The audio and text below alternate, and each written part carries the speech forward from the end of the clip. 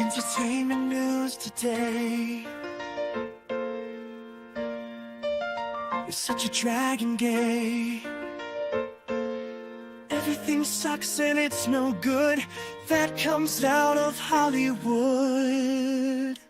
But there's one place you can go to get all your news and info, and maybe even have a laugh or two. You know it's true. Midnight's Edge after dark is life. We stand for nerds and geeks, we will survive. From Star Wars to Jurassic Park, it's Midnight's Edge after dark.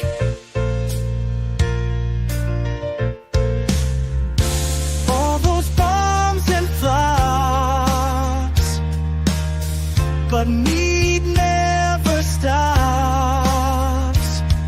We will keep going through the night as we keep up the culture fight.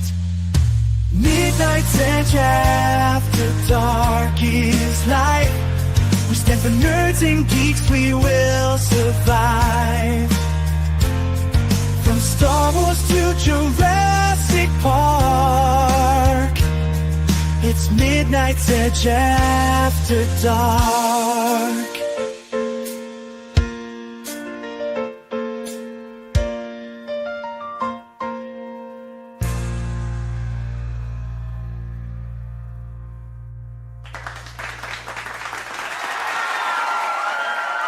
Yeah! It's Boxing Day. So who's going to fight me first? Mikey? You ready to box? No. We don't have that holiday. My people don't have that. Do I look like one of those old school boxers? Yes. Why do they do that? Is it wiping your nose? I always wondered that.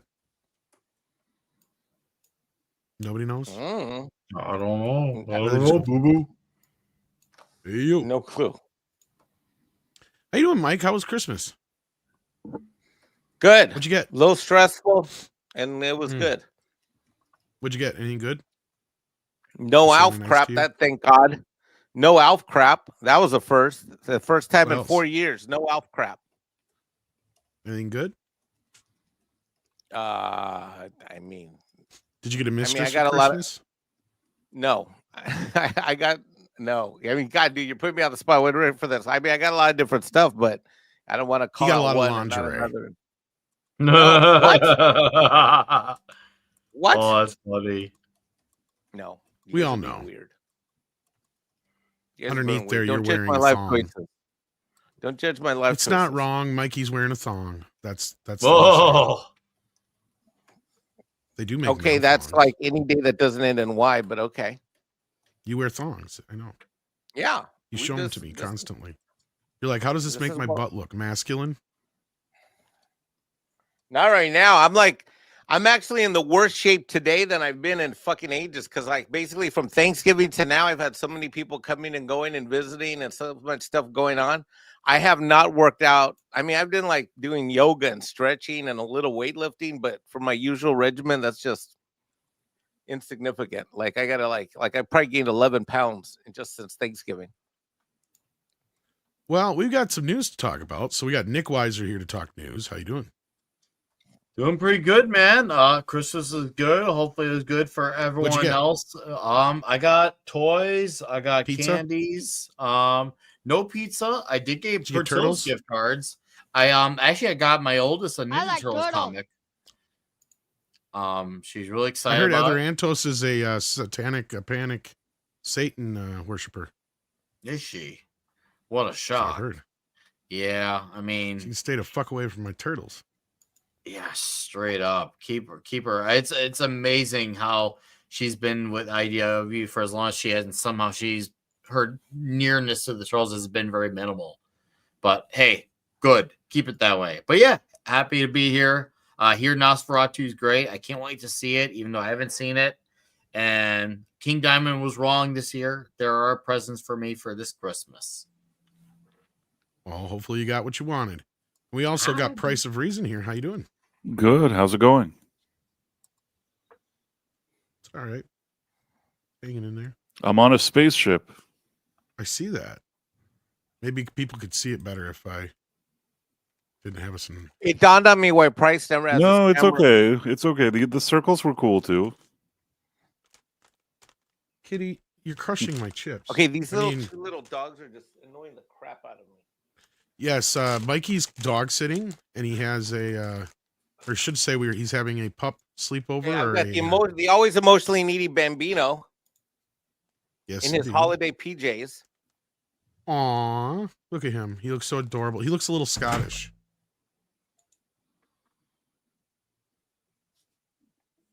Okay, and then I've got his annoying got his little girlfriend. girlfriend that's visiting. Lucy, come here. Lucy, come here. Come here. Lucy Lou. Aw. She's like, what the hell's going on? I'm suspended in space. I don't know what to do. I'm 5 months old and I'm confused. Oh, she's adorable. What kind of puppy is she? That's a Jack Russell Terrier. I was going to say, it looks like a terrier, yeah. Jack Russell Terrier. Nice. Nice. So, it looks like Bambino's got a girlfriend. Ooh. Ooh. And he's robbing the cradle, it sounds like. Just like his old man. Yeah. Did we lose you, Mike? Oh, there you are. No, what are you talking about? Oh, okay. Well, you were like quiet, so I was like, what was going on? I was getting a story ready. Because, yeah, we got a few stories to talk about. I was hoping to get some Nosferatu numbers, but we haven't got that yet. Paulie says Well, it made 10 million its first day on the numbers. Jesus, already? Yeah. For Christmas Day, 10 or 11 million, which is good. I saw our buddy Razor Fist posted that he got the last 2 tickets for a screening in Arizona as well. So also I have some friends in Illinois who saw apparently their theater's packed. So yeah, when I got my tickets, it was hard. There was only one other ticket sold. And then when I got clearly there, the there's theater was pretty interest. full. Yeah. Even the guy at the ticket booth, like, with all these people coming to see this tonight, I think I'm going to have to check it out. And I'm like, yeah. Yeah, even I want to see. You know how I feel about remakes. And I'm like, I want to see this, which I'm going to Saturday. Can't wait. Well, it does what remakes should do, but we'll get into that maybe a little later if we got time. There's some other stories to talk about. In fact, we got some celebrations in the news. This is a rarity. Oh, I've heard about the good news for the Star Trek fans. Indeed. Yeah, we'll talk about that. We do have a goal on the channel. If we get 10 orange super chats tonight, we will not kill a kitten or 2. Ooh. I can make that promise. okay, these dogs are driving me nuts. Well, we should have made it puppies, evidently, according I to don't know Mike. how Paulie does this crap with multiple dogs in the house. I don't either. But Sometimes you make do. yeah, so let's start there because that was kind of the good news, I guess. It turns out Discovery is no longer canon. Not only that, I guess there were some events in Strange New Worlds and a few other shows that kind of make them non-canonical too. But I don't know if you guys caught I'm this. skeptical. I know what you're referring to, and I have people who explain to me that in Lower Deck somebody said something, but you know what? I don't feel that they really think that it's not canon. I feel like this is just some kind of ruse. I agree. I need like a real announcement. I need like well, it wasn't like it wasn't just a line. Yeah, I understand what you're saying. I think they're a bunch. They are a bunch of idiots, and I don't believe anybody with their shows and anything. I want the CEO of Paramount to come out and say, you know what, all of this is not canon. It's crap. Then I'll know that's happening. Aside from that, can't take these people seriously. I don't know what they said. He probably has no idea what Star Trek even is and what canon even means. What canon even means, you're probably right. This is actually something. Oh, go ahead. Go ahead. I was going to say, this is actually something we reported on a while back, that none of these shows were technically canon. In fact, there's 3 different timelines, even though they try to make it look like there's only 2. Right. And this is something that we explained in a very extensive video where Which, there's by the way, that video was outstanding and superb. yeah, which basically there's a prime timeline, which is where things like Discovery and Strange Nude Worms, as our old buddy Clobby used to call it, and all those shows kind of fall into, and the only one that kind of is semi-quasi, as far as I can tell, in my personal opinion, is technically canon to the classic timeline, which that's the difference. There's the classic timeline, the prime timeline, and the Kelvin timeline. Mm-hmm. So keep that in mind. There's 3 separate timelines. The classic is exactly what you think it is. It's all the classic Trek stuff up through Enterprise that was owned by Paramount and CBS respectively. And then from there on out, they licensed it out to J.J. Abrams, as we've covered extensively. And then from there, that kind of created a whole nother license for the secret hideout crap, which is why these things are under their own technical license, or whatever you want to call it. So yeah. Mm-hmm. But yeah, so basically what happened was there was some machine or something or other that was like forcing people into to people and ships into being like their alternate universe versions of themselves, I guess was the gimmick or something along those lines. I didn't watch the fucking show. I watched like 2 or 3 episodes of Lower Deck. It's a shit show. And I don't mean that in like this, like, you know, it is a shit show, but I mean, it's a shitty show. That's what I'm trying to say. But yeah, the whole thing was kind of stupid to begin with because of the Klingons and all that shit. That's what it really boils down to. Is there's 2 different kinds of Klingons mainly, and one's in the STD universe and one's in the other. And one of the Klingons turned into one of the STD Klingons in the show, which basically is saying that, and their ships changed as well, which is basically saying that there is the difference in the timelines. Because yeah, the way they used to like to say it is that there's just the 2 timelines basically, and that's it. There's the Kelvin one, and that's all. But really, it's more convoluted than that. So, but yeah, I'm curious what you guys were thinking about all this stuff. I mean, not like anybody's really watched Star Trek Discovery in the last few years. I basically, I think maybe I tried to watch 1 episode of that. I said to myself, this isn't Star Trek, and then I didn't watch any more. Same with Strange New Worlds. I watched maybe 1 episode, maybe 2. No, I think I watched 1 episode and said, this isn't Pike, this isn't Spock. I don't know what this is. I'll see you later. And then people were telling me, no, you should really give it a chance. It's doing such great things. Even people like in our circles were telling me this, like, you don't understand Strange New Worlds, like, it really is good. And I said, no, it's not good, and it's shit.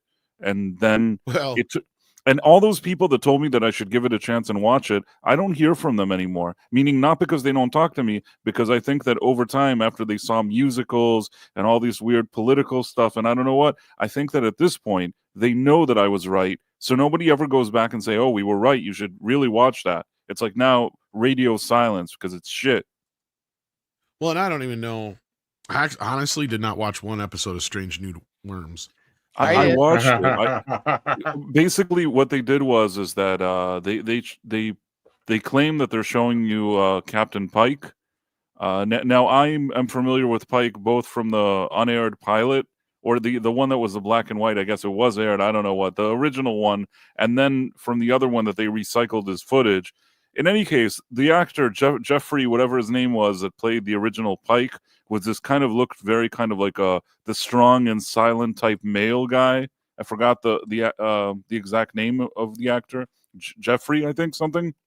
Anyhow, that guy was like, looked like a man. Now, this guy that they brought to play Pike in Strange New Worlds, he looks like he's a hairstylist on Rodeo Drive. And then the second you see him, he's like wearing an apron and like baking pancakes and stuff. That's not Pike. And then I don't know what they have, like Spock without a shirt talking to like his wives or something. I'm like, what is this? I'm ashamed that there were people, and I'm not going to mention their names, legitimate people that we know and trust, that told me, oh, you should watch that show. Very ashamed of them. Wow. Was I one of those people? No, I don't think you were. No, I don't think you were. Okay, good. I remember when the show came out, like I was one of the people, as far as I know, the first to report how the show came about. Because I remember discussing it a bit with like Robert Meyer Burnett and some other people, and at the time, Andre and I had some pretty good CBS Paramount sources, and we had heard that Strange New Worlds was kind of done under the under the radar, and it was actually Akiva Goldsman's baby. And it kind of ties, and I tied it all together and realized what was going on with what my guy was telling me, because he did an interview where he was talking about he came in to work on Star Trek Discovery, and it wasn't the show he thought he was going to be working on. The show he thought Discovery was going to be was what Strange New Worlds kind of turned out to be, if that makes sense. Mm-hmm. So he basically flat out threw Kurtzman under the bus in so many words when he said that. And he was the one who spearheaded this Strange New Worlds show. Now, I know Kurtzman got involved later and things went off the rails, but I think what happened, Price, was at first the show was semi-decent from what I had heard. Now, because it was a Star Trek Discovery spinoff, it already brought its own baggage with it. But that being said, for the most part, from what I remember people saying, was the first few episodes weren't that bad. The first season wasn't horrific. It was after that when it started going more or less downhill from what it sounded like. But at the end of the day, it still doesn't matter. It's not really canon because it's a spinoff of STD. But yeah, I just needed to see Captain Pike baking pancakes, and I knew they were done. Or something like that. It's all a blur to me now. It's all a blur to me, but I did try to start watching it, and at the beginning, I think a blur. I think at the beginning, Captain Pike is like at home. He has like a beard, and he's like he looks like a doofus or something. And then some lady comes along and like tells him, "Oh, you should do something with your life." I don't know what it is.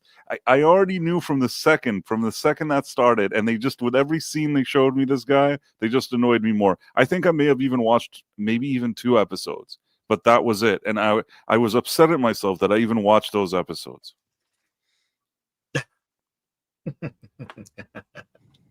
You probably should be.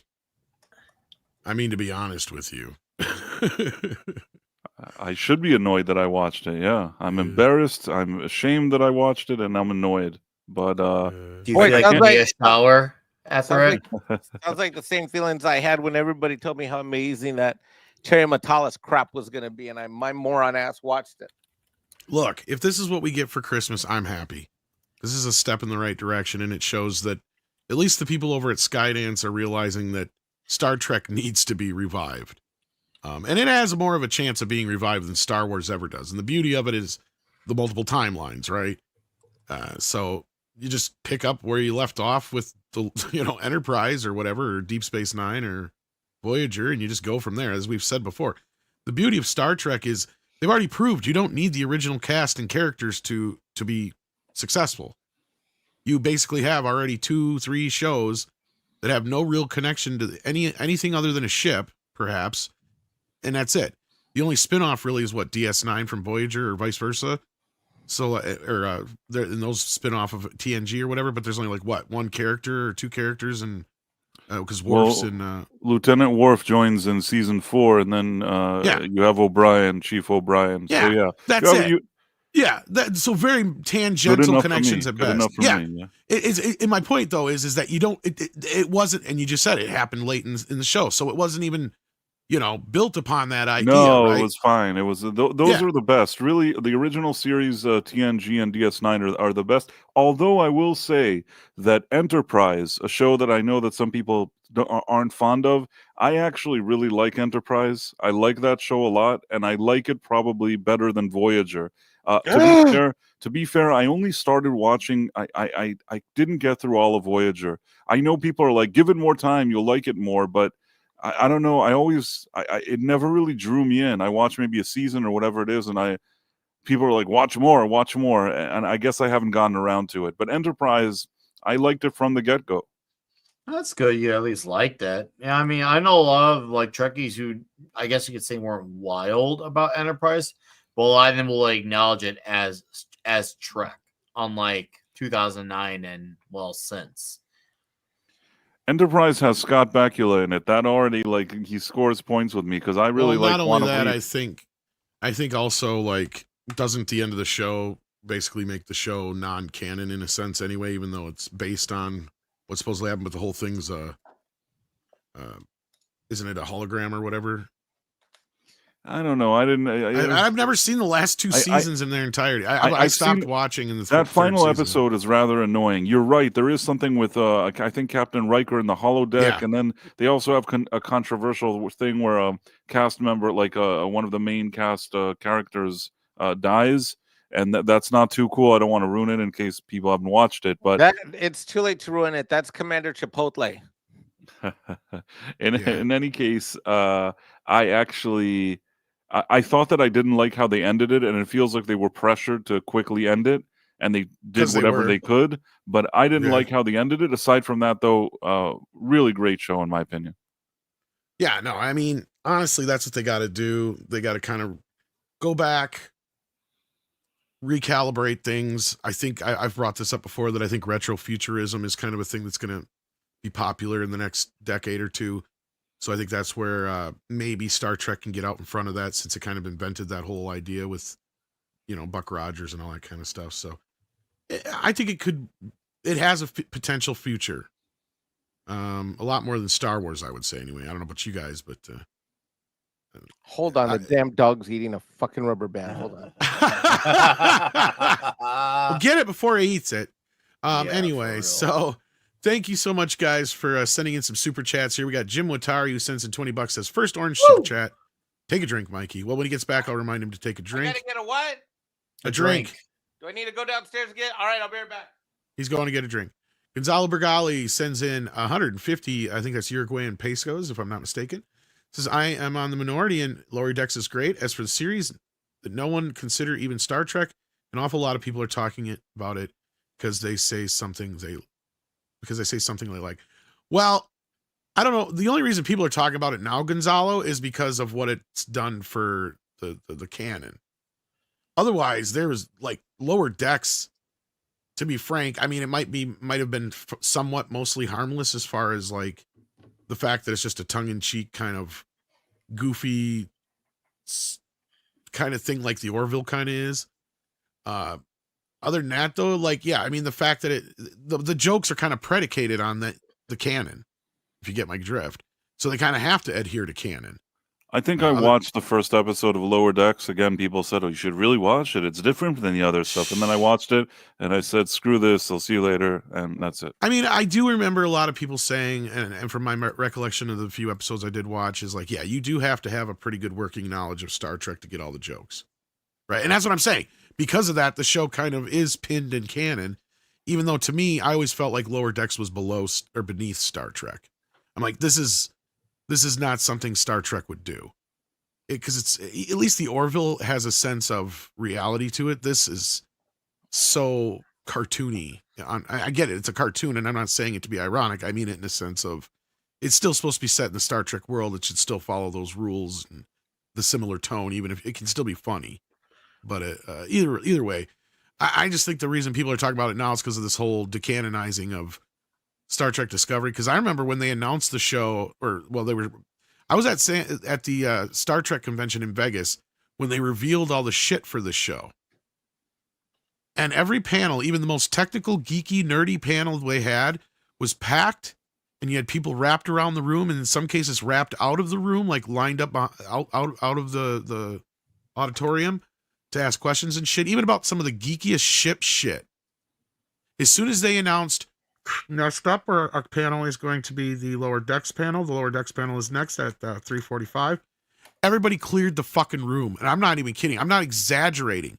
It was literally 5 fucking people in there, and I was one of them. It was me, Mecha Random, Rob, and like 2 other fucking people, and one of them fucking left. Like, 3 of the 4 that stayed were from Midnight's Edge. That's pretty funny. Exactly. I was like, what the fuck? We've got all our questions answered. I don't even remember what Mecca and Rob's were, but mine was something about canon and something or other. But all right, I have a shot of tequila mixed with some lime and lemon and a little bit of triple sec. This is what we call a ghetto margarita, since I didn't even bother to cut the lime or rim it with salt. All right, and it's Don Julio. So just so you know, this is for Jim Watari, who is whoring me out for cash. You whore. You were gonna drink it anyway. No, I wasn't.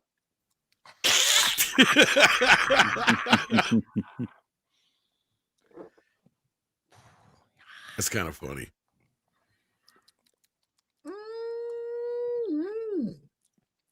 How you feel, Mike? Heated. I was gonna say a little warm belly. Yeah. Shit. All right. Well, let's get into the main topic anyway. That was a little celebration of sorts. A little nice Christmas gift, regardless if you think it's true or not. Well, you know, between this and that Shatner video that we just saw, I would say the tide is there is a little bit of a veering. There's a Shatner video? Well, that short that featured William Shatner. Oh, gotcha.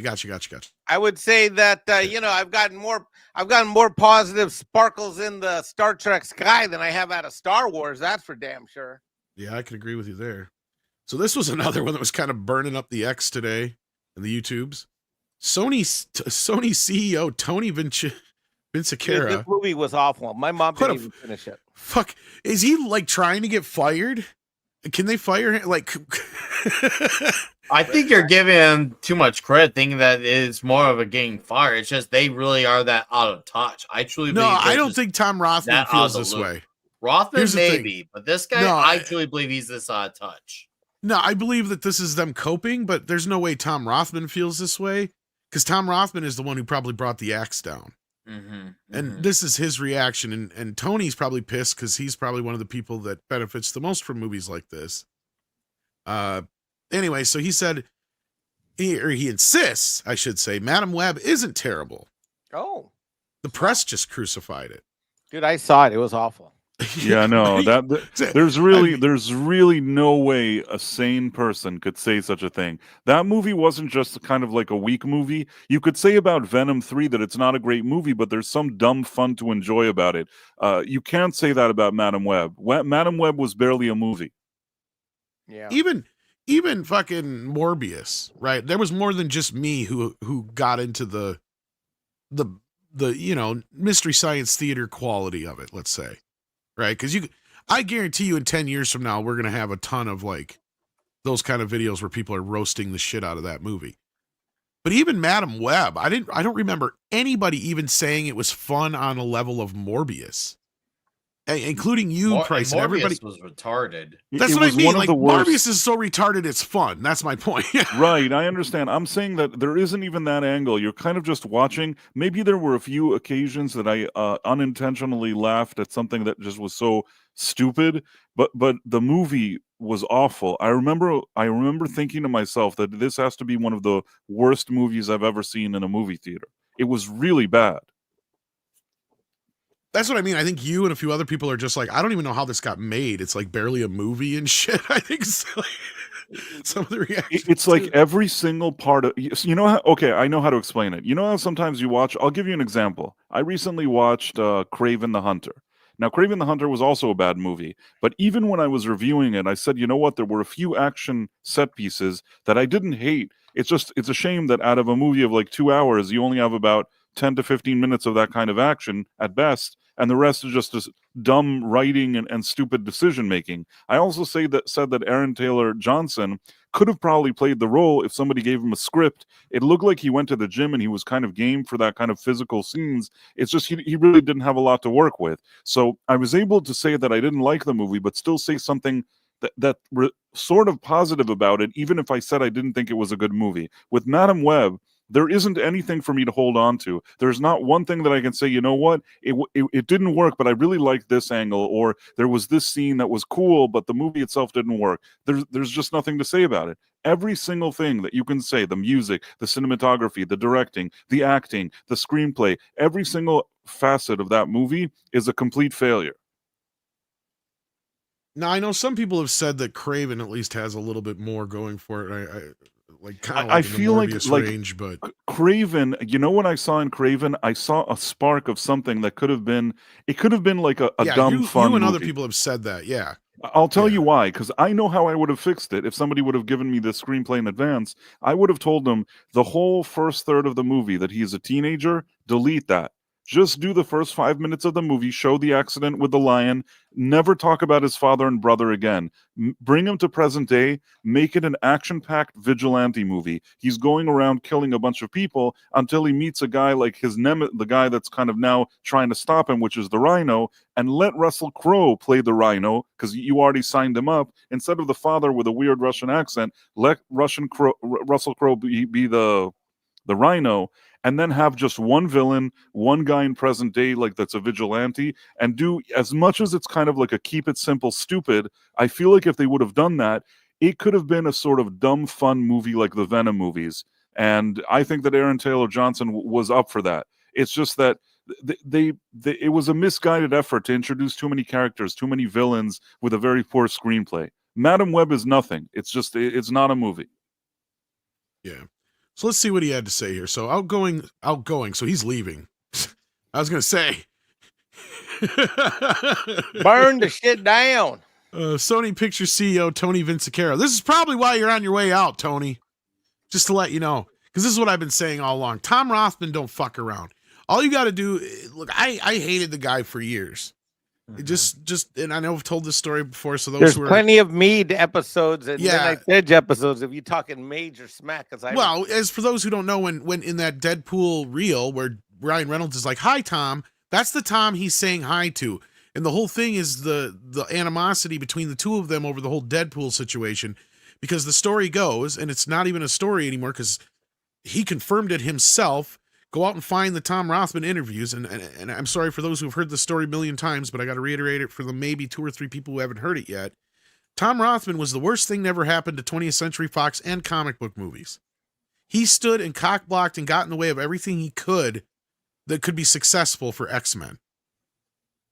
Then, after he got, ousted from Fox, he eventually took over at Sony. And now, since then, he has been the single best thing to ever happen to Sony. Because they have gone from the bottom of the barrel. There was a point when these motherfuckers were lower than Lionsgate. They were coming in so low on the totem pole, even though they had shit like Spider-Man, Men in Black, and all these other franchises. Sony couldn't get a hit. They couldn't do shit because they had people like Amy Pascal running the fucking company. That's why.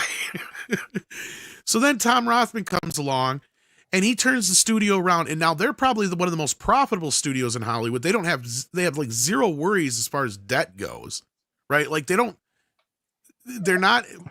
putting out a bunch Warner of bombs. Brothers. They can. Well, Warner Brothers actually had a pretty good year, but they can actually absorb shit like Madam Web, and it's not going to hurt them. As I pointed out, they had one of the most successful movies of the last year in Garfield. That movie cost $30 million to make, made what? Close to $300 million, I think it was, in the theaters, and then it was pretty much prepaid for by Netflix. And then we're going to get into that a little bit here because he brings this up here. But anyway, yeah, so Tom Rothman is one of the guys, and I said this before Craven even dropped, before that story even leaked that they were killing the Spider-Verse shit. I said, this is it. If this movie fails, I guarantee you Tom Rothman is coming in on Monday morning and saying, fuck this shit. I told you guys I was right. I'm so glad this superhero movie crap is over with. He didn't even fucking wait till Monday. Because I guarantee you that's where that came from. And this is why Tony is probably bitching.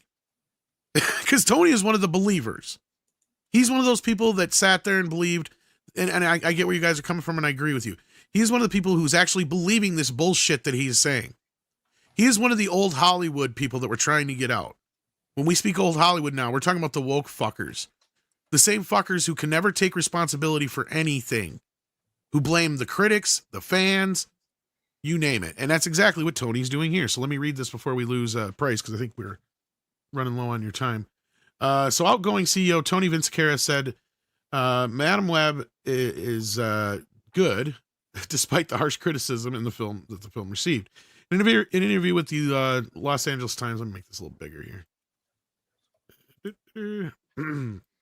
In an interview with the Los Angeles Times published on Thursday, Vinciquerra, who is stepping down as Sony president boss at the end of the year, insisted that the superhero film released earlier this year, directed by S.J. Clarkson and starring Dakota Johnson and Sydney Sweeney, isn't bad, and blames the press for the negative reception. Well, at least it isn't us this time. Let's just touch on Madam Web for a moment. Madam Web underperformed in theaters because the press just crucified it. It was not a bad film, and it did great on Netflix, he said. For some reason, the press decided that they didn't want us making these films out of Craven the Hunter and Madam Web, and these critics just destroyed them. No, the audience spoke, dude. Fucker. There was no interest to begin with. There's tons of movies that get awful reviews, just as bad as Madam Web, and either they still either do better or they even do very well. And that's not my opinion. That's Well, he's a fact. ignoring that It's these happened movies are usually before. critic proof. I always point that out. Yeah, and that you point out, yes, but I'm also just pointing out that he's at like this, like somehow bad reviews automatically equates to that movies do bad. There's times where sure both things happen. I won't deny that, but there's a lot of times where movies get critically panned that are beloved by audiences too. And this whole thing about Netflix, I don't believe that. I'm just gonna go on far on and say he's lying. And if let's just entertain the possibility he somehow has a sliver of correctness in that comment, it has to be something out of context. Oh, There I are believe people who watched spun it. the crap out of the Snyder cut being playing well on HBO. Look at the numbers. Yeah, I agree with you there, but I can believe people checking this out because there's a morbid curiosity with this. Okay. Yes, the slip was on purpose. No, people I think wanted to say. Look, I don't even remember the press even really talking about the movie much until we started talking about it, and then you had like Sydney Sweeney make the joke and stuff like that, and I think Dakota Johnson said something in the press about it too. That's when they started talking about it. The movie was already dead by that point, right? So like we were talking about, it was like, I don't even know what the fuck he's talking about. And as far as the critics go, as I've pointed out time and time again, if the movie's good, who gives a fuck? The critics, it doesn't matter. The critics never see eye to eye with the fans. Rarely. Have we, in the last, especially last decade, have we seen where there was a time where the audience and the critics agreed on a regular basis? No. No, Because critics are stuffy people who watch every fucking movie, and I know because I'm technically one of them, although I don't watch nearly, and that's why I stopped watching so many movies, because I become a stuck-up little critic. Crap. And I already hate everything anyway, as Mikey just laughs. Crap. You know, so unless it's got a gremlin in it or something like that, you know. Or a freaking Goonie. Or something, well, I don't know. Depends on which Goonie. Corey Feldman's kind of weird now. So, and I've heard things about him. But anyway, Vince Carey continued to explain how other Sony comic book films had similar I have experiences. something to say about Corey Feldman. First of all, I grew up, I didn't dislike the guy, but you saying that he's weird, I'm going to give you a theory now. I think he has when a I channel. say weird, that's a nice way of me saying lots of bad things. But anyway. I think he has a channel now that he sort of like seemingly creates organic videos that are positive about him. I don't know how to explain this to you, but it's like, it's not just like him talking to followers or something like that. It's as if somebody else made the videos and they're showing a lot of different celebrities or something, and then they want to present him in a positive light. I know this sounds crazy, but I've seen it pop up in my feed a few times now, and I'm just thinking to myself, this is such a strange yet fascinating approach. It's as if you, Tom Connors, would make a channel that's called something else, not Tom Connors. It's called, let's say, Celebrity Watch, okay? And then in there, you make videos about a lot of different topics, but each time you make a video, you also make sure to present yourself in the most positive light, but in the third person. Corey, I wouldn't doubt it, or Corey might have hired some people to come out and do stuff for him. Maybe at best, like at worst, maybe he could have hired somebody. At best, actually, because he's been poor. This is where I don't really feel that bad for him, and I explained to you guys in the background why I don't feel so bad for him. I'm not going to say it out loud on the stream why, but that being said, he's lately, because of his stupid music career that he's been pushing so hardcore, because that's all he's really got. He has got like at least a handful or better of channels who have pretty much made their mint on just showing his concerts and his fuck ups and his stupid shit that he puts together to sell for people. Like, who's buying this shit? That's the problem, is half the people that are buying it as a joke to egg him on.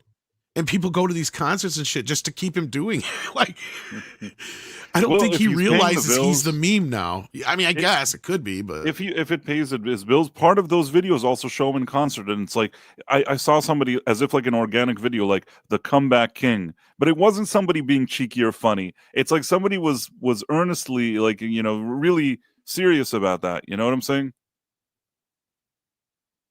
yeah, but let's just say I've heard some stories about him, and there's some other things that don't add up about his past. That let's just say that I think he's trying to deflect a lot of things off of himself, probably. I'm just going to put it that way. Anyway, so let's move on. I didn't even mean to bring him up as like a point of conversation. They also did it with Venom, but the audience loved Venom and made Venom a massive hit. These are not terrible films. They just destroyed... Well, then you just basically made your own point moot, you dumb fuck. He would be a horrible lawyer, wouldn't you say, Mike? Yeah. You'd be the type of guy that would like be saying something, says objection. The judge would say to what? Myself. Yeah. I don't You know, just man. made... I saw the first Venom. I was not wild about it. Let There Be Carnage was awful. I hear the third one doesn't suck, but it's gonna take me a lot to It's want to give up surprisingly my fun. time to watch it. You had to have liked the first one, though, to like the third one. Oh, though, I Mike. didn't even like the first I mean, one. that's what I'm saying. But no, I mean, really, regardless of how we feel about the movie, At least he's it not did wrong. well. Yeah, it Was a hit. massive hit. He's making right. his own He's point right. against his own argument. Or making an argument against his own point. Because, like, you just sat there and said the reason these movies failed is because the critics were so harsh on them. You just said the critics were harsh on Venom, yet it was still a hit.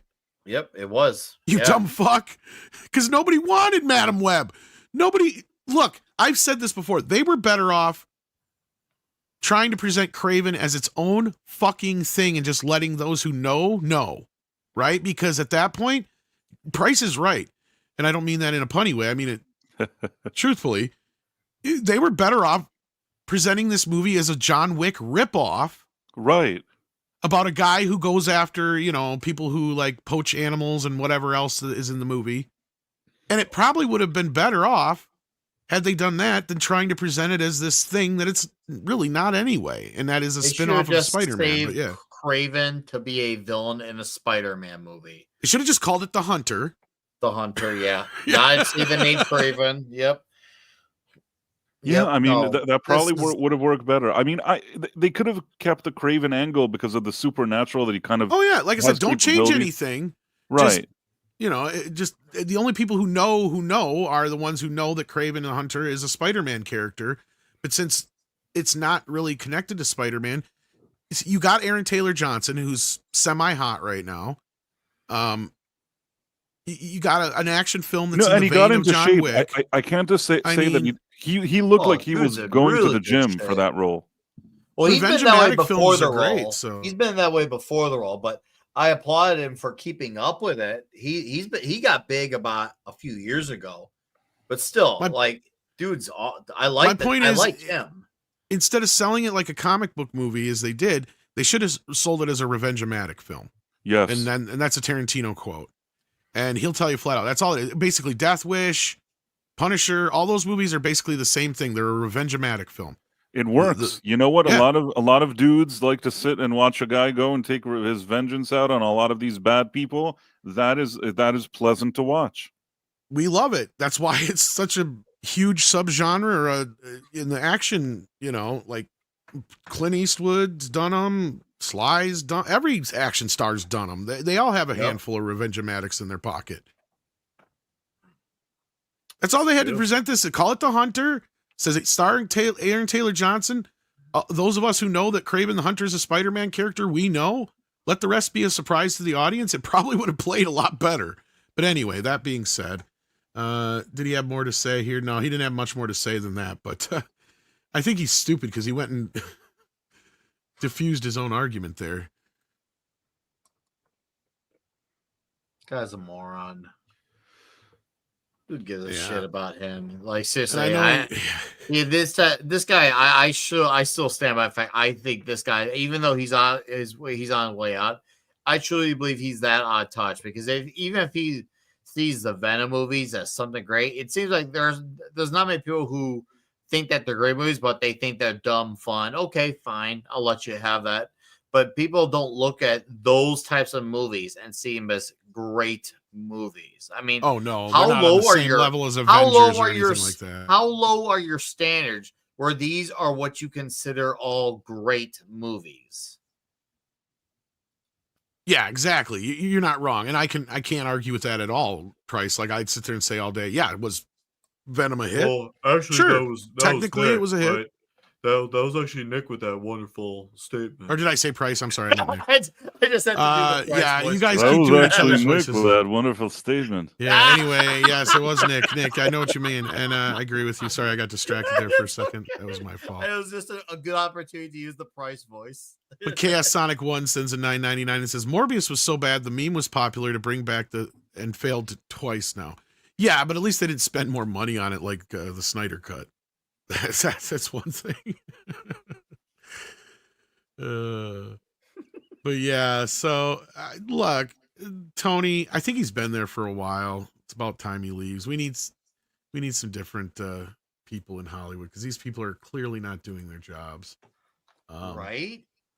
But we got Lost for Words sending in $1.99 to remind you to pound that like button if you haven't already. We've got over 600 people watching. I don't know how many are on YouTube right now, but please hit that like button. But you were about to say something, Nick. I'm sorry. Oh, I got nothing. Honestly, I don't. I was about to say goodbye because I have a meal I to was go going to say, to. I know you got to get leaving here. Where the heck are you going? I have a meal I have to go to, but I appreciate you having me on as usual. 10 p.m. there's the Quantum Leap stream on my live stream channel, and at 11:45 p.m. there's the Night Owl also on my live stream channel. Awesome sauce. Well, take care, Price, and we'll see you soon. All right, see you guys. Bye-bye. Bye. Boy. Boring. Then there was the trio. And there was 3. Well, I'm the only one here who's seen Nosferatu, but I looked it up, and you're right. Holy crap, holy. Movie did pretty well last night, but what the fuck did Disney do? How did they get a bump? You know what I think, honestly? Probably there's probably family out there who have nostalgia for The Lion King, and they're probably like, oh, hey, look. Grandmas come into town, and they're like, Yeah. oh, let me take the children to the movies. Let's go. It makes sense if you actually think about it. Yeah, there's family who have the attachment of the 90s movie, and Mexican Iron Man, there's grandmas, aunts, and uncles who recognize that first movie. And there's that sentimental family attachment. And on top of it, it's a all ages movie. So it makes sense that that type of movie had the big bump that it did. Now, do I think it's short term? Yeah, I do think it's short term. But they're still going to have not the biggest drop, but they're not going to do as well as Sonic 3 because the only advantage that they have right now going for them post-Christmas is the fact that they're having this movie play through Christmas break into New Year's break. So it's not going to have too big of a drop because people like going to movies at this time of the year, even if the movies aren't all that great. Because Aquaman 2, even though it didn't do well, it opened up to low numbers, but held on, for a bit just because people like seeing movies at this time of the year.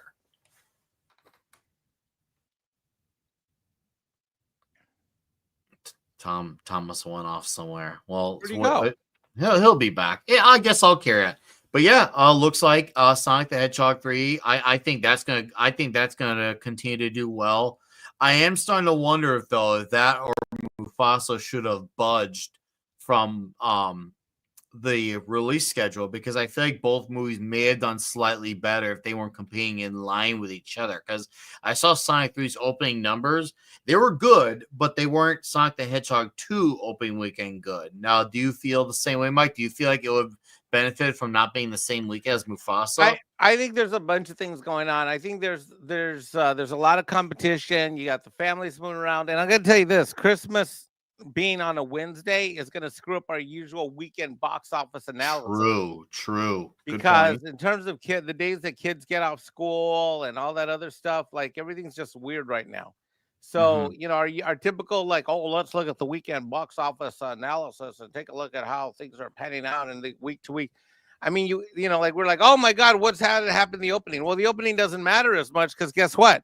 We had to gauge into the calculation that this is Christmas week, people flying into town. And I'm telling you, there's grandmas and grandpas and aunts and uncles taking nephews, nieces, and kids to the movies that didn't last weekend when the thing opened. So we can't apply that same sort of analysis that we typically do, in my opinion. Yeah, that's fair. No, it makes sense.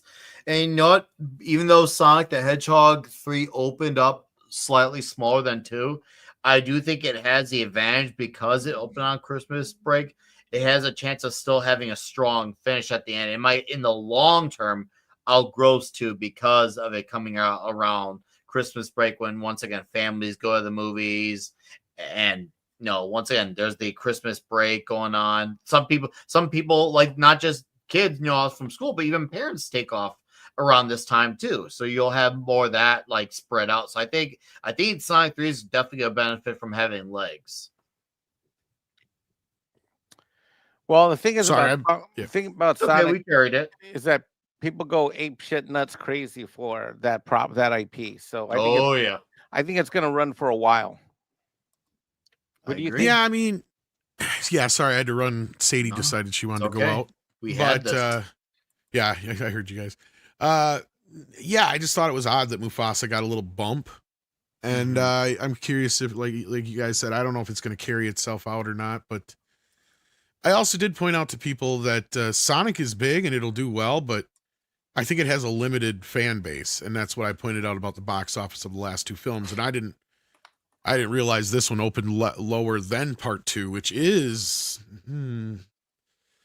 doesn't bode well for the box office overall. So that means it might not finish out much better than the last one. Well, here's the one advantage that it has, though, Tom. I don't know if you heard me when I was talking with Mike. That the one advantage it has coming out now, even though it opened up slightly lower, is the fact that even though it opened up lower, it has a chance to finish stronger, because a lot of movies that tend to do well or even not as well still tend to have really good legs around this time of the year. And so the drops won't be as significant for second, third, and fourth weekend as it was for the first 2 movies. So I think the legs might benefit this one. So it's going to be interesting to see this one plays out. I think the worst case scenario, I think it might grow somewhere between 1 and 2. That's where I'm guessing. And I think the best case scenario, it might slightly edge out 2. But hey, I could be wrong. It somehow could end up being lower than 1, 2. But I think the legs are going to save this one, because look at Guardians 3. Granted, it didn't outgrows 1 and 2, but it opened up much lower than both, and yet it still had really significant legs as well. So I think the Christmas weekend is going to give this one the hopeful advantage. It's not absolute, but it's hopeful. Yeah. I think Mikey also made a good point about, I think that, when the family sat there and go, okay, we're going to go out for a movie on Christmas, Grandma's like, what's a Sonic the Hedgehog? Right. Yeah. And then they go, Grandma, what about the Lion King? I like the lions. Right. That's probably what happened. I don't disagree with that. So I'm telling you. But no one listens to me because I'm not a YouTuber. Dude, you're a huge YouTuber. Are you kidding me? Nope. Yeah, you are. Nope. But the big surprise here one day you're live stream and you're gonna get the biggest super chat ever from someone named Elf, and maybe the next one will be like a direct dono from the Flash. Yeah, and I think the big surprise here is, at least for me, is Nosferatu doing $11 million already. Sounds about right in line what I would expect on Christmas Day. Honestly, I thought it'd be about half that so far. You really thought that low? I thought it was going to have more of a limited audience. But I was pleasantly surprised, like I said at the beginning of the show, when I got there and it was fairly full. Word of mouth is getting around about it. I don't know what kind of ad campaign they did, because a lot of people I've talked to about it outside of the YouTubes don't even know what it is. When I say it, they're like, what? What is that? Like the word, they're just like, huh? So like that just shows you the awareness in certain ways. So that's why I'm kind of surprised it's doing better than I expected. So good for it. Hopefully it picks up even more, because look, it doesn't even have that many screens compared to the other. Yeah, you're right. If you look at it's less, significantly less too. So it's either per average is probably just as high, pretty high, higher. Oh yeah, I just looked at it right now. So it's actually higher than Mufasa. Nosferatu's higher than Mufasa. So on the technicality, so if it played in as many screens as Mufasa, it would have edged out Mufasa on the technicality. I think so. Yeah. And hopefully we'll have Razor Fist on the show tomorrow, as you pointed out. I think you did, Nick, earlier on the show. Yeah. He said he went really to a packed enjoyed show it. and he really enjoyed it. So yeah. I've talked to a few people who didn't like it. I did kind of warn people. It's going to be one of those movies for some people. It's just not going to be your bag. Really? I can't wait to Yeah. see it. It's so weird how I'm like really looking forward to this one, and It's yet very dark. It's very gothic. oh, that It's going to be a sounds little perfect slow me. for some people, I think. But that's just because it's a very atmospheric film. But if you like Eggers' other films, you'll probably enjoy it. I'm a fan. I've liked all his movies so far. So Because I sounds haven't like seen it'll them be made all, for but me. I know this kid who's going to film school, and he just adores Eggers' other films, and he just was gushing over the movie as much as I and he was talking about how he could see, his earlier works moving into this, and we both agreed this is probably his most commercial film yet to date, and hopefully it'll make some money because he has yet to make a movie that's really made any good money. Yeah, The Norseman was great, isn't it? Yeah, The Norseman was amazing, and this kicks the shit out of The Norseman in my opinion. Like What? this is the thing that, Northman. I mean, Northman, Norseman, whatever you want to call it, but that's what Andre always called it, was The Norseman. Oh, did he? Yeah, but and I get it. That was a movie that some people just didn't like.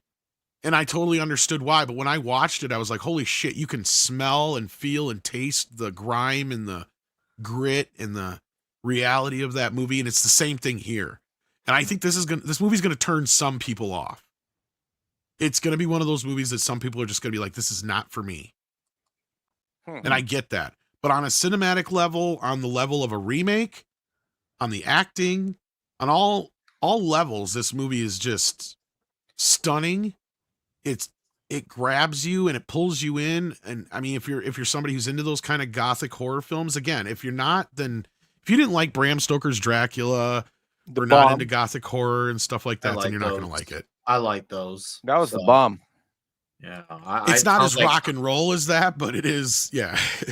Well, I like the Robert Eggers movies. I do hope he gets his first hit because I do think he is a legitimately good director that deserves to be a bigger name. So, do we know if the movie was over budgeted? Do we know by any chance? I was gonna try and find a budget for it, but I didn't come across one. But 6 just sent this to me. I guess it's getting a B- in the cinema score, which is really bad. Yeah, that's net for cinema score. That's actually not great. Huh. It's the homeless movie. No, I ended up buying a child seat next to me because it was all filled up there. But yeah. Which didn't matter because the child seats were the same price. I was kind of pissed. Oh, wow. Yeah, because the kids are going to totally want to see Nosferatu. There was kids there. People took their kids to it. Yeah, wow. I wasn't going to take mine. Mike could not care less about. Oh, no, I would not take a young kid. Honestly, I don't think any kid I could see kids having the experience I had with Bram Stoker's Dracula because I didn't like it the first time because I was expecting a completely different movie than what I got. I grew to love and appreciate that film over time. This movie, I went into it, I was worried, I was nervous, I wasn't sure what the hell I was going to get out of it. I trusted Eggers to a point, but I was waiting for the movie to go off the rails at any given time. And it didn't. It found a way to take the original elements of the original movie, wrap it up in a little bit newer kind of like wrapping or whatever you want to call it or whatever. It just looks beautiful and amazing. And it's like I got to jump into the original film and just explore that world. That's what the movie feels like. But it also really amps up the characters, really makes the connections a little bit more important and make more sense. And it in some ways, it makes Aaron Taylor Johnson's character a little bit more of the focal point at some points. Oh, he's in it. That's good. So yeah, that's why I was joking the other day. I said he's lucky he's got that movie out right now, considering. But yeah, wow, because he is pretty much the lead in the movie besides Lily Rose Depp, even though Bill Skarsgård gets the top billing. Orlok. Yeah, but he doesn't even show up until 35, 40 some minutes into the movie ish, maybe a little more. And then you don't actually see him until a little bit later than that into the movie. He's like a build. He's like obscured and shit by stuff. But on that note, it's kind of funny because Patrick Robinson says, was I the only one who did not like Orlok's design in Nosferatu? I loved it except for one thing, Patrick Robinson. And I don't want to say it because that's... You better not spoil my ass because I will see it this weekend. I was going to say, I guess some people could consider that a spoiler, even though it has nothing to do with the story. It's a cosmetic thing. And I only had one problem, and that was it. Otherwise, I thought he looked amazing, sounded amazing. The voice was perfect. Just what I pictured. Nice. Tom came back from what sounds like enjoying a movie. So that's Oh, cool. God, yeah. I was more pissed. I was so pissed they didn't have the fucking popcorn buckets. But I guess they sold out of them in a lot of places that you have to order them now. Okay. But I guess it had a budget of $50 million. Thank you, Six. So it doesn't have it's actually, I think that's a lower budget than his other films, isn't it? Is it? Oh, I've never looked at the budgets for his previous movies. Because I thought The Northman had like $100 some million. It was very high priced.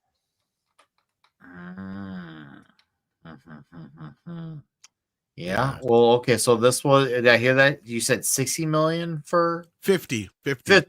Oh, so and I think I might know why. It's gonna, it'll probably make its money back, especially it's worldwide, right? It's a worldwide release. Actually, no, it hasn't opened yet in a lot of big places. That's why. No, but overall, long term, eventually, yes. Okay, yeah. So if it's gonna have a worldwide release, I think it's okay. And I know where the money went, and I thought so too. Watching the movie, they shot this motherfucker on film. Ooh, it was shot on actual film. Nice. Yeah, and it's in the 1:661 aspect ratio too. So when you go see it, it feels like it's a small television screen. So it's shot in almost the same aspect as the original Nosferatu. That's cool. Authenticity of what. And it's really weird how the movie plays because, like, when you're in like the dream sequences or when Nosferatu is around, it's like all the color gets sucked out. It almost feels like a black and white movie. You kind of notice that in the trailer, but then when it's not and it's daytime and all that kind of stuff, it looks like a regular film, right? And it looks beautiful. I mean, it was shot it's gorgeous. So he put every cent on the screen. So hopefully he will make some money on this. It's too bad that the cinema score is so low. I don't know what the critics have been saying about it, but I was hoping it would get some nominations anyway. Chaos Sonic 1 says with $4.99, I'm going to say that as this Mufasa is numbered 1 does not work because we all know Sonic 3 has been kicking the mouse's greedy butt. And that's the thing. At first I had the same reaction, Chaos Sonic 1, that I can't believe Mufasa is beating Sonic somehow. There's got to be some shenanigans somewhere.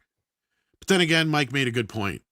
There's a lot of older generational people that just don't get it or know what Sonic is.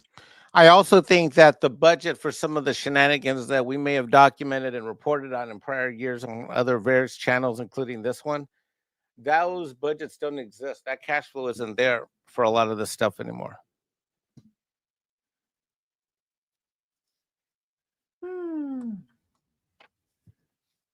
I don't know. I got nothing there.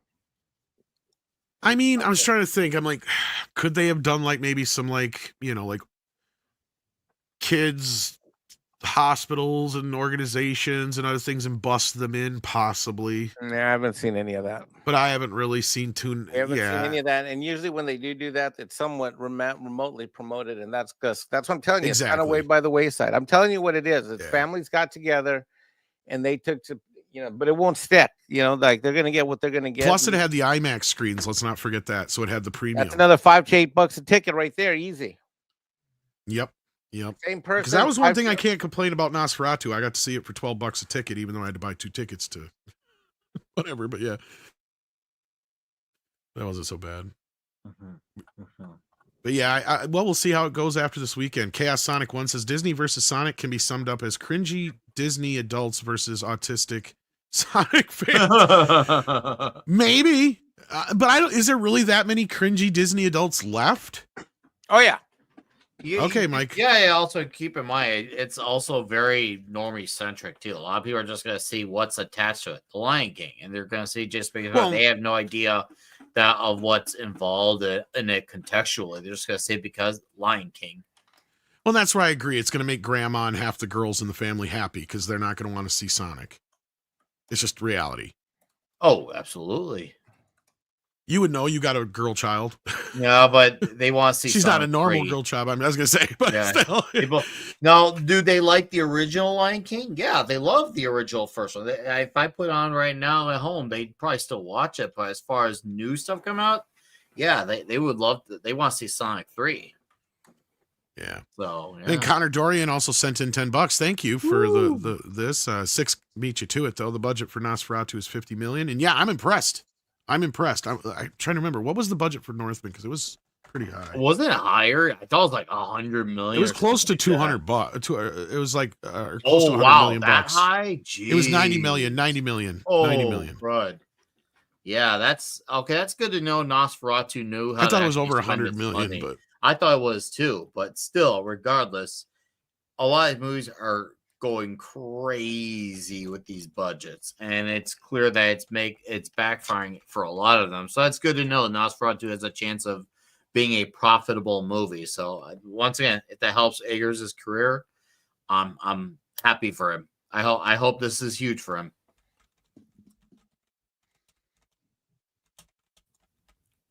And then there are the dudes and budgets. Yeah. And then we've got Waltman in the house sending in $19.99. Says, yo, it's been a minute. Yes, it has, Waltman. How you been? Been living in Japan since July. Well, there's your answer, I guess, Tom. Sadly, Nosferatu doesn't release in Japan and only watch Deadpool and Wolverine. So you're not getting it all, or it just hasn't released yet. You should see the Japanese dub cast for Beetlejuice, too. They went all out for the dubs. Well, there you go. At least you got to enjoy that aspect of it. I didn't enjoy the movie so much, but hopefully you did. And as far as Nosferatu, hopefully you get it sooner than later.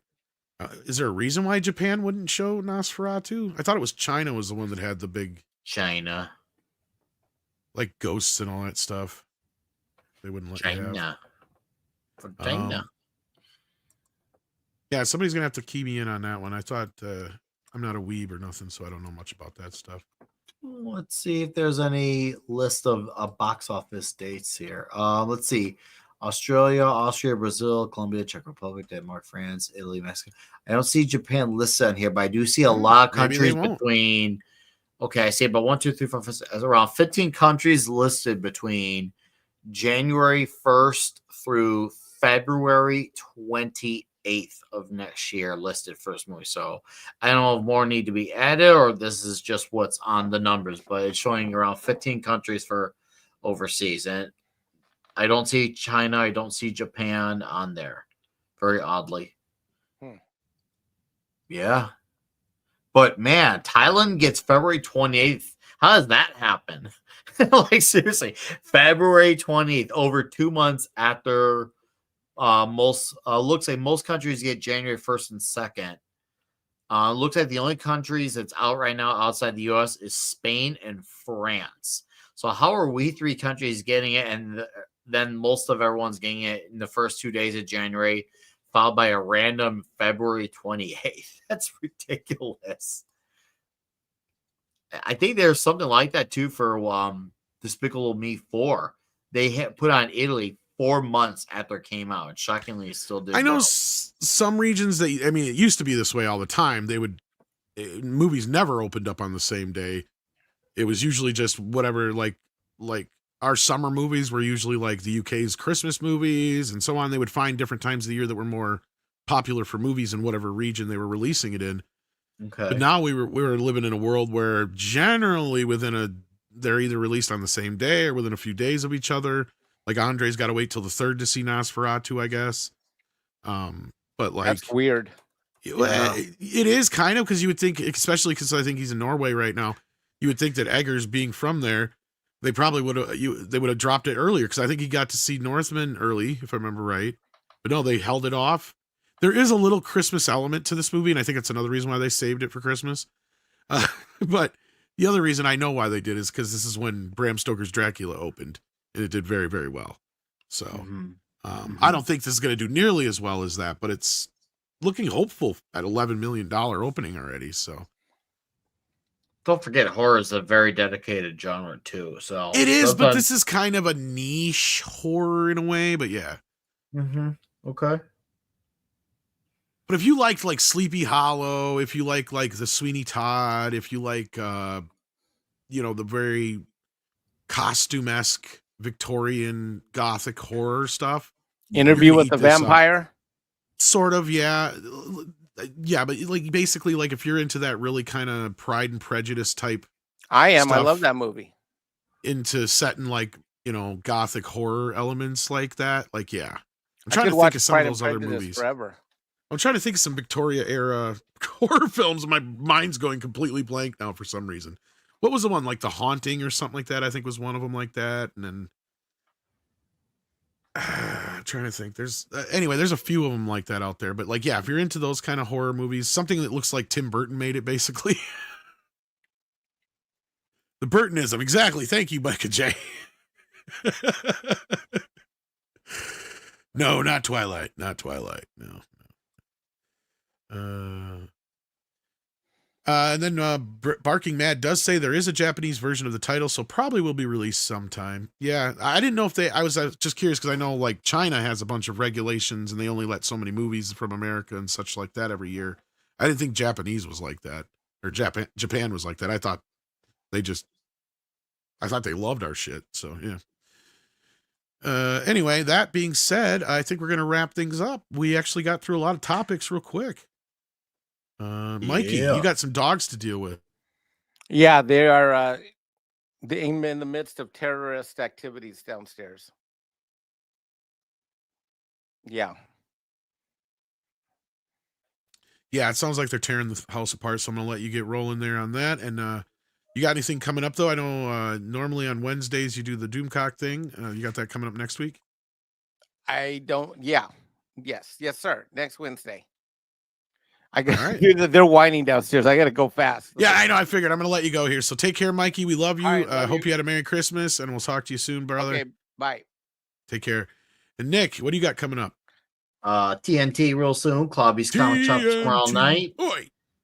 Hey, TNT. Oh, but yeah, we'll be doing our 2024 year in review.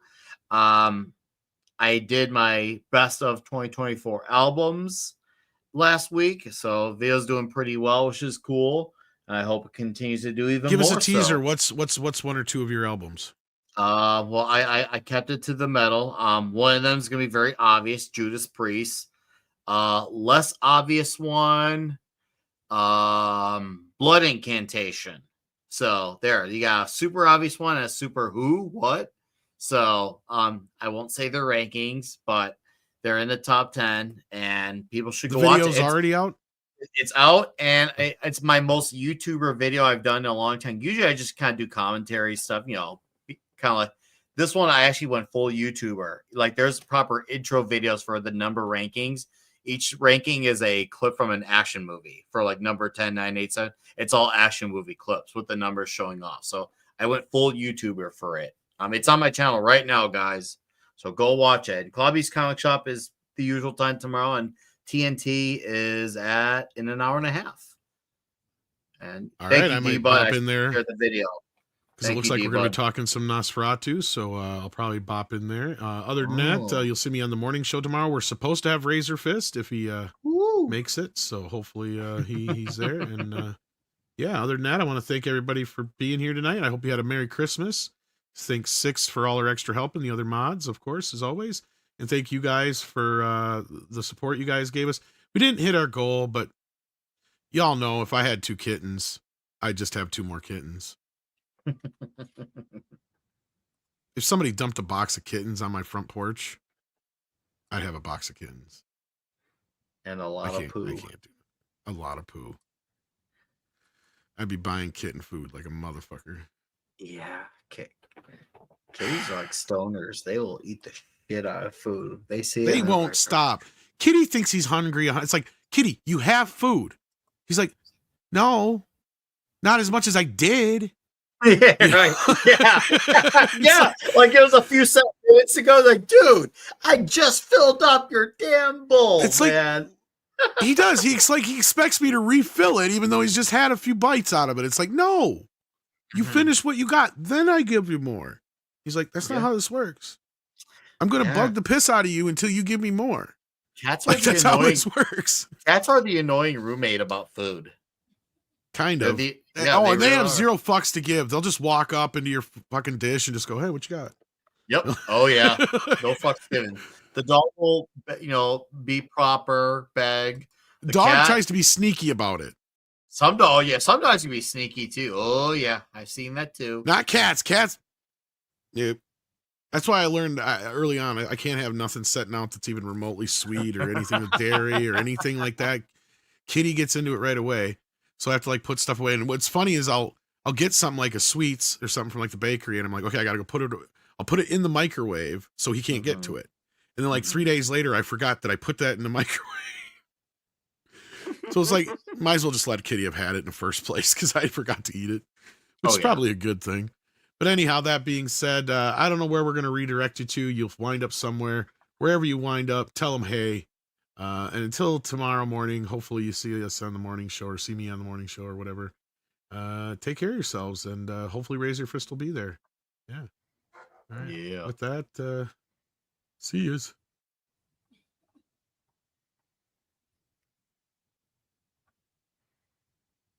Helps if I have the right intro. Or